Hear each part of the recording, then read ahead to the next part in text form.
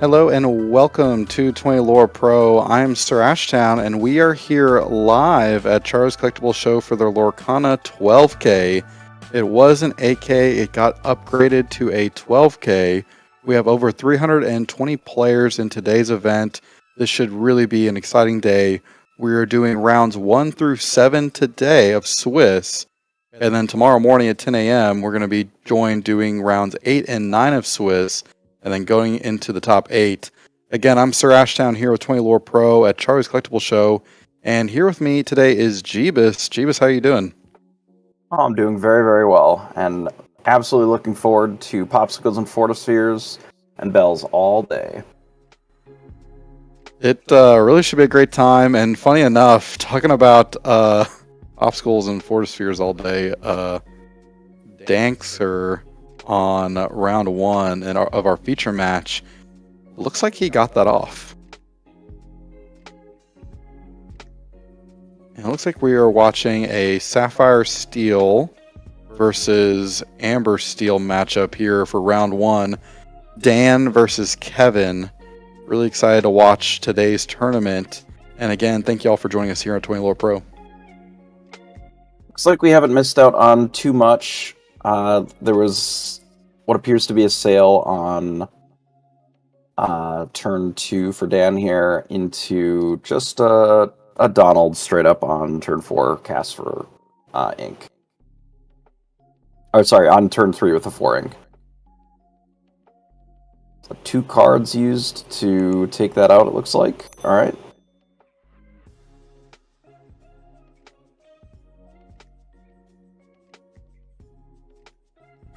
I kind of like Keven here. He's got the Pokemon energy in place of his ink. That's pretty cool to see.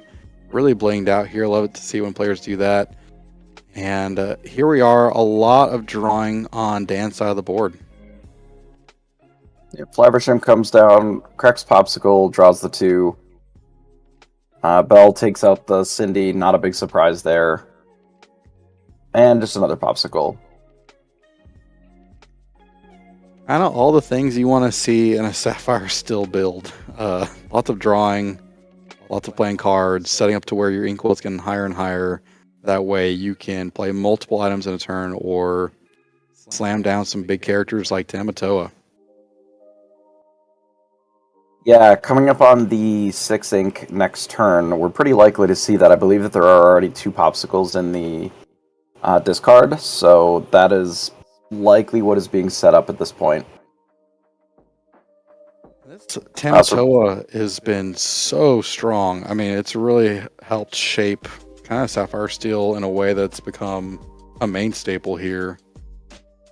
Yeah, now on this turn, I would expect to see us cracking that Popsicle to draw some more cards. Bell is likely going to trade into the Smee so that the lore pressure essentially is just turned off. And yep, looks like that's what Dan opts for as well. Now we'll see if we have a Tamatoa.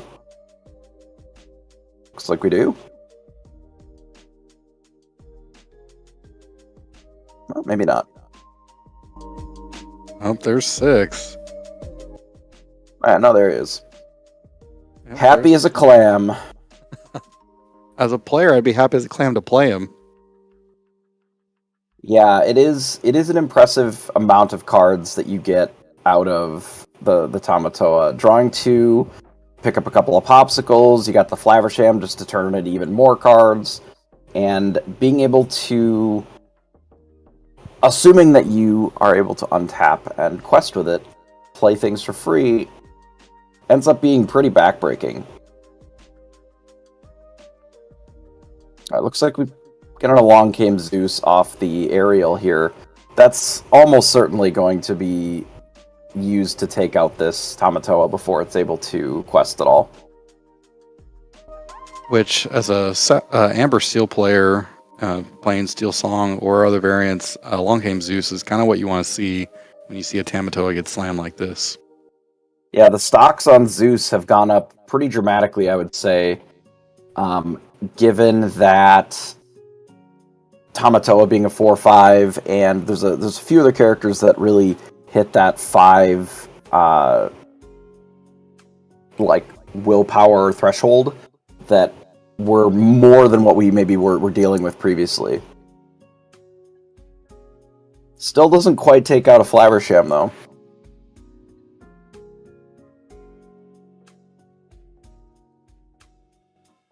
I think you're exactly right. We see the chat talking about that Long Came Zeus. I mean, some of these enchanteds, just Disney Lorcana really nailed them. They are really great.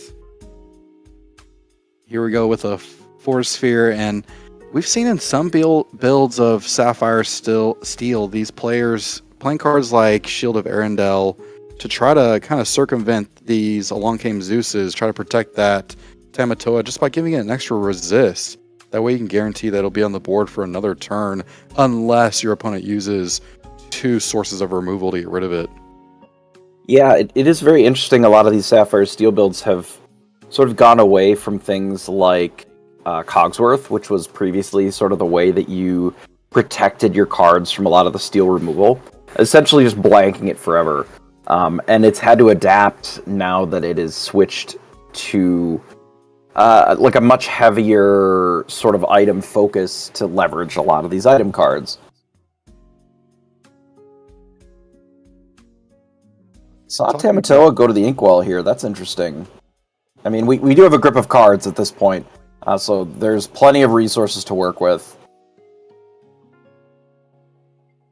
He's played a lot of items, especially last turn. That was kind of impressive to see. I think 3 in 1 turn.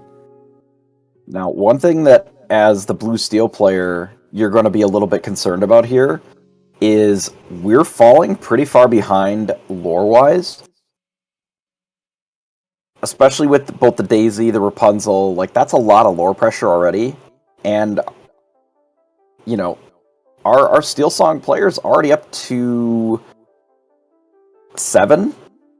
Would not be very difficult to be 9 this turn with the Rapunzel.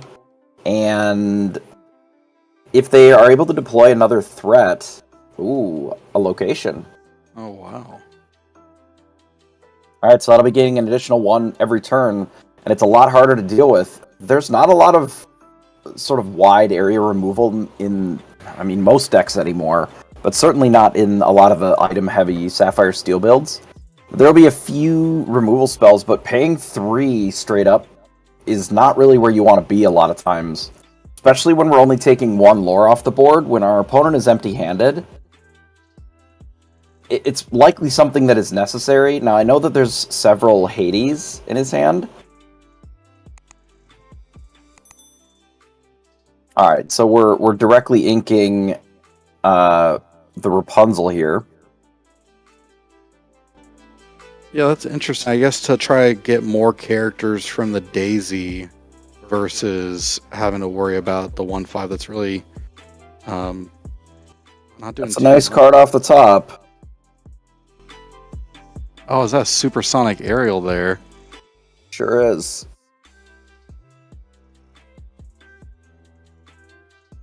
We kind of saw this get a little bit of popularization during the last set in these Amber Steel Song lists, but there it is getting Hades away, just like you're saying, Jebas. Dan having so many cards drawn that he's able to have a lot of answers for what Kevin's doing. Now here we get to see the arguably stronger of the 2 enchanted or legends out of the new set here, which is Scrooge. Be cast for tapping 4 items, which allows you to play it for free. So those items are exerted, but their abilities, for the most part, don't really care about that. They're just kind of static items with the popsicles. And now we get just a 4/4 for free.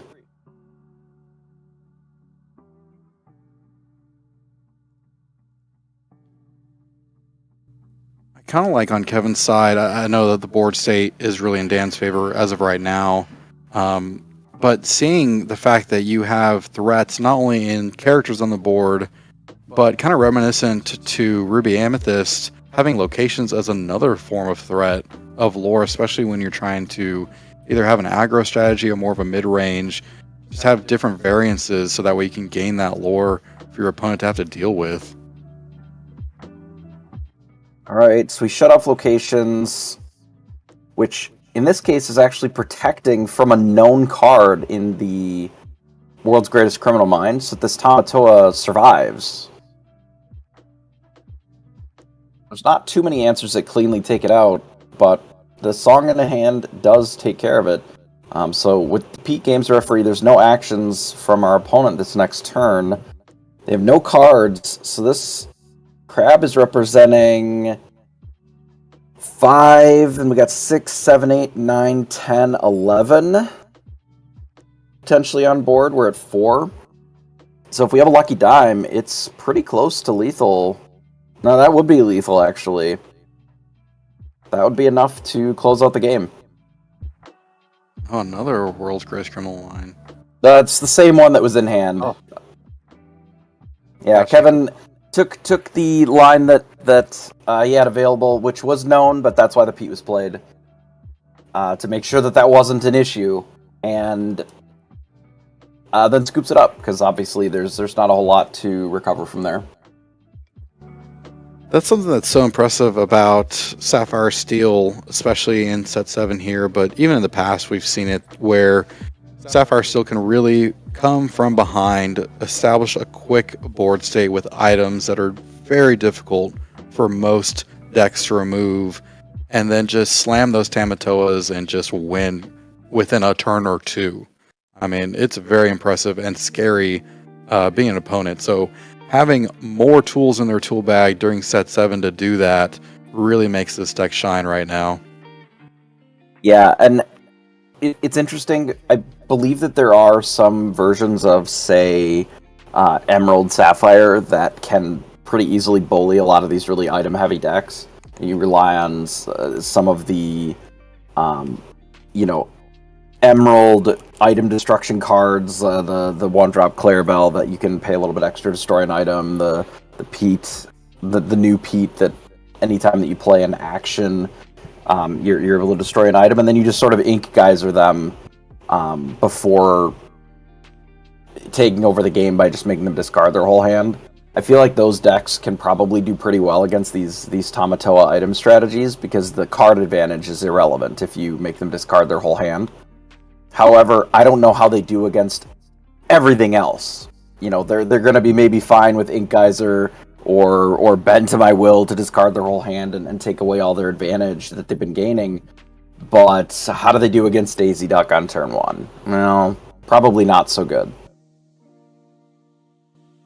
One of the cards I've been seeing played quite a bit in some of these steel lists, we saw it during the Hunter Burden Memorial, but some of these lists we're playing 3 of I find them, I flatten them, just to try to banish all items on your opponent's side of the board. I mean, that's a strong card, but you're right. I mean, by choosing cards in your list that answer one problem, you've now created a void that now causes other issues against other matchups. And you're right, you cannot forget about the respect you have to have for Daisy. Yeah, I've actually been seeing some, I flatten them in Sapphire Steel lists that leverage Aerial, so that when you're in sort of a mirror situation, or perhaps against red-blue instead of just the steel, that you can destroy all the items and then play an item of your own, and now your Aerial all of a sudden is worth 5 lore because it's the thing with the most items, which is interesting. Wow, that is interesting. I hadn't seen that yet, and that sounds kind of scary, knowing that you have that tool to kind of catch your opponent off guard in the mirror. Well, here we are going into game... Cindy turn 1.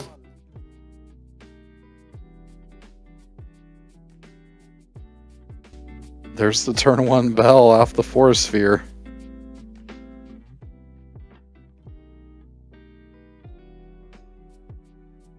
Singing 2 damage to draw a card.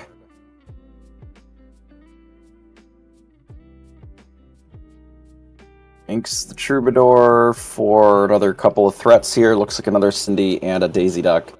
One thing that's interesting about putting the 2 damage on here is, in theory, it does threaten the bell if it tries to trade. There is always a risk that if they play a Popsicle and use it to to remove the 2 damage counters, that they can take out your Cinderella and live with the Bell. But I'm not sure that you're too concerned about that. You still get to draw the card either way. Yeah, I was just thinking it might even be worth more so using that Bell to sing a card, because now, even if something else challenges into it, it's already at least gotten rid of one character.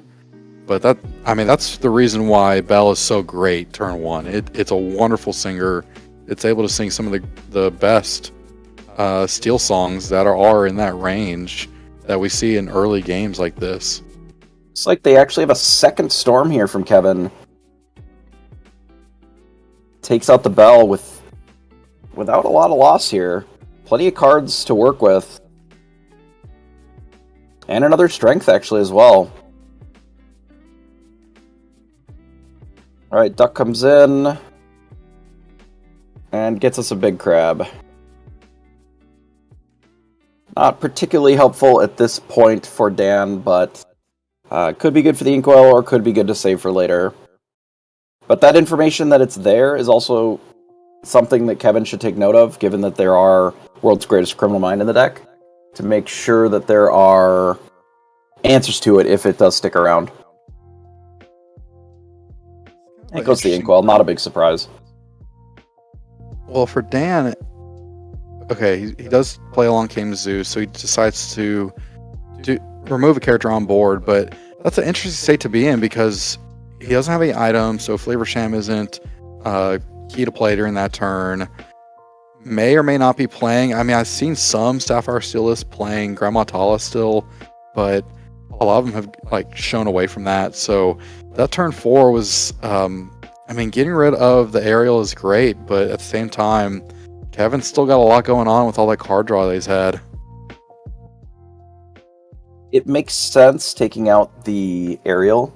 Generally against Steel Song, you want to limit their access to the more expensive songs. Just kind of keep them a little bit more resource-starved. And the Duck, in theory, can draw us cards, and it did. It drew us a Tamatoa. I don't actually think we're that far behind. It is a little rough that we only have 1 item in the discard currently, so if we get to 6 and play a Tamatoa, it's only going to be drawing 1 plus the 1 off the item once we play it, of course. So, still pretty good, though. Alright, up to 5 for Keven.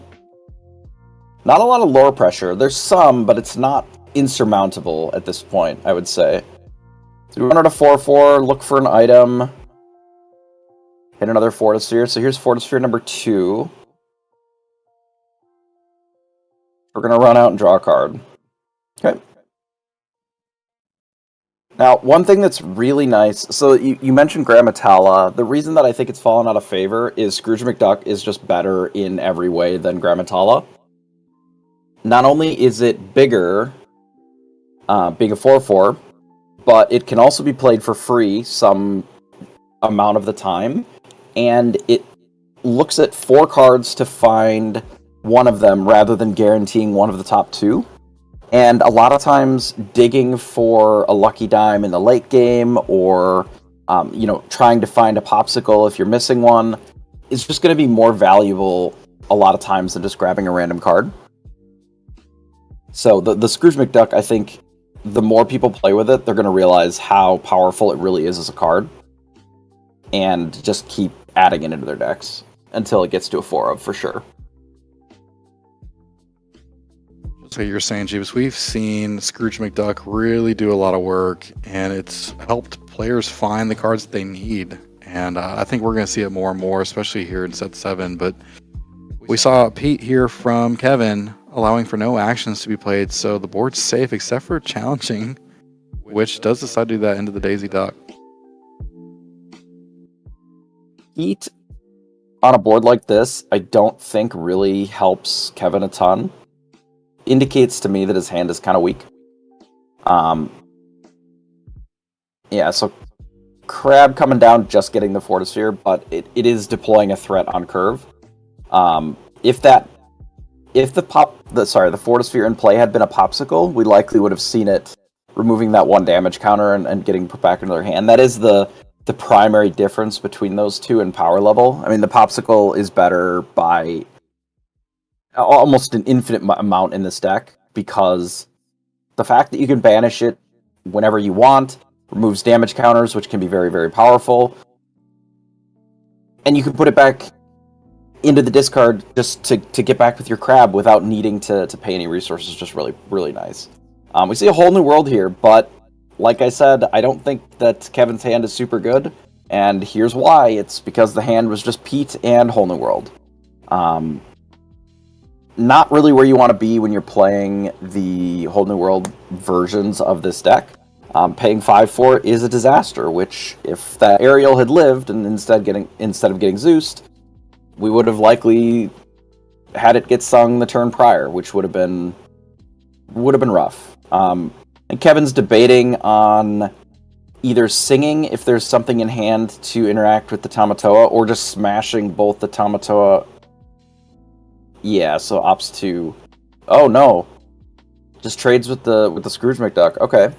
And you're right, this is not at the board state that Amber Steel Song wants to be at. They want those singers out to be able to play those songs, have the Ariel sing it instead of paying the 5 ink. You're right, this is looking like Dan with his Tamato on board and a fresh set of cards in his hand is going to be able to really set up and hopefully get a board state to where he can take this game away.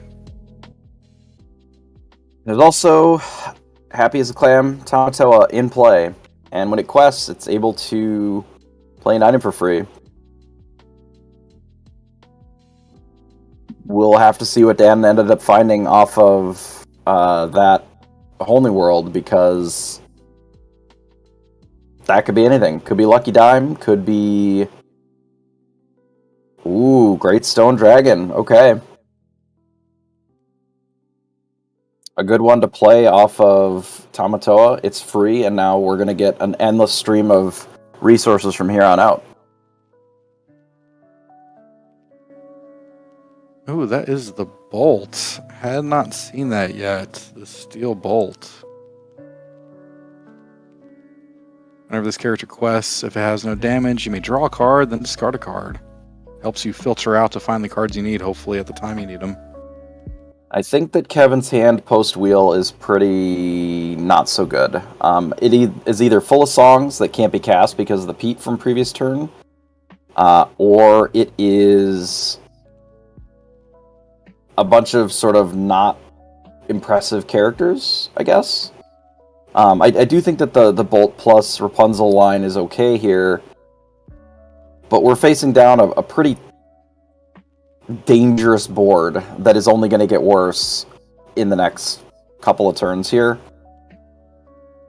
I'm not sure that just deploying 3 lore worth of threats is going to be enough. No, I think you're right, Jebas. We see him, Dan, questing here with the Tamatoa. What item will he play? Cannon, Duck for free. Finding a Lucky Dime. So it's interesting, sequencing there. Could have actually played the Dime for free here. Opts to just cast it. Oh, cast the Hades to take out the Rapunzel. Okay. Yeah, we could have actually had that Dime in play.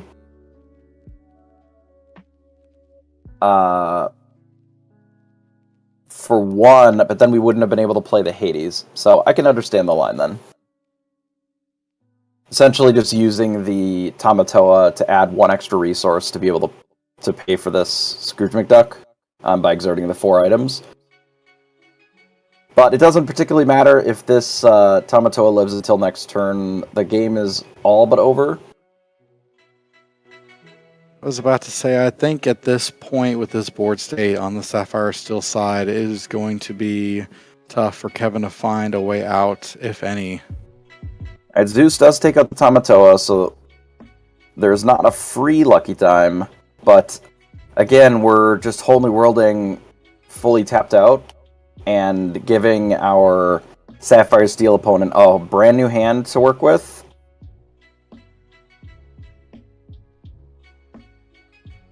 a bit of an unfortunate run out on the sequencing for how these cards came out for Keven here. It has felt a little bit like it's just been giving the Sapphire Steel player extra cards to bully him with a little bit. But I have played some Steel Song myself, and I know that that is just how the cards are a little bit of the time. You know, some games you Whole New World on your super far ahead all the time, and you're just giving yourself a ton of extra cards. Other times, it is just the worst card ever, and you are only really helping your opponent, but your hand is bad, and there's nothing you can do about it. So, it feels like that's a little bit of how this game has gone, which is unfortunate, but them's the cards. That is sometimes how it plays out, and we see here a second Tamatoa. Dan really establishing that board state, just knowing that all of his characters are safe, items are safe for the most part, unless we see Keven playing possibly one of them. I'll find him. I'll flatten him. Well, unfortunately, I'll find him flatten him is an action, and there was a Pete Games referee ran out this round. So I would say that this game is actually just over, given that we know that there's at least one lucky diamond hand. It's like it's just several actions and some small characters, not enough to stop what's going on, especially with the Pete Games referee. The Pete plus Happy as a Clam combo is a real backbreaker, especially if you know that there's a lucky dime. There's always the world, if you're at 10 ink, that you can use the Happy as a Clam Tamatoa to get the lucky dime into play. And then you use your 8-drop Tamatoa to just get activated with the lucky dime and immediately gain, 10 lore or 12 lore or whatever, based on how many items you've got. And it's a beating that's really hard to deal with. There's very few color combos that can even stop that without actions. So that's been the combo that you've been seeing a lot out of these lists because it's good. I mean, it's hard to beat, especially when you're getting so many extra cards off of the Whole New World. I could see with Amber Steel Song in other matchups having, even especially if they can establish the Whole New World lineups early. I mean, even in this one, but if they can establish that very early with the aerials, try to keep their opponents from having access to those powerful cards by getting rid of them early, making them discard them due to Whole New World.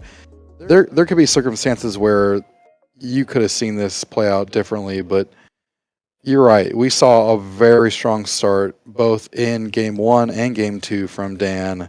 We're able to get the bells turn 1, able to sing, able to challenge in, and then just really establish that board state with the items and drawing. It really came down to a resource game, and Dan was able to take it away. It's always interesting with Steel Song because historically, your best, turn 1 play, especially when you're on the play, has been Cinderella, right? It gives you the option of singing, and it just is a very, very powerful line.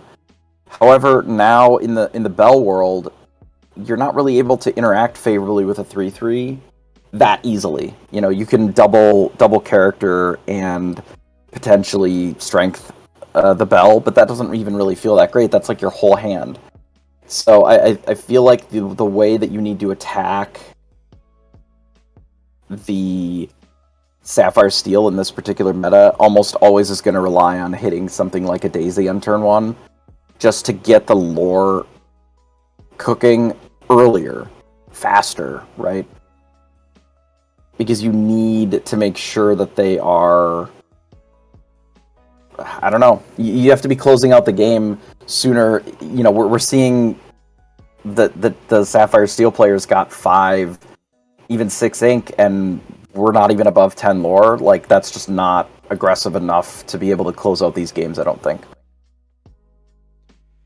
No, I agree with you, and I'm so excited to see kind of how the rest of this tournament plays out and how we see these players today navigate against the Sapphire Steel kind of main baddie in the floor here today. But Again, we're here live with 20 Lore Pro. We're here at Charlie's Collectible Show for their Lorcana 12K. It was an 8K, now it is a 12K. I'm SirAshtown, and join with me today for this round was Jebas. We have on our match 2 all throughout the tournament our Community Pro. Our 20 Lore Pro Community Pro this tournament is Zan Saeed. We're going to follow his tournament journey throughout his CCS gameplay. The only thing is about round 1, Zan actually got a bye. So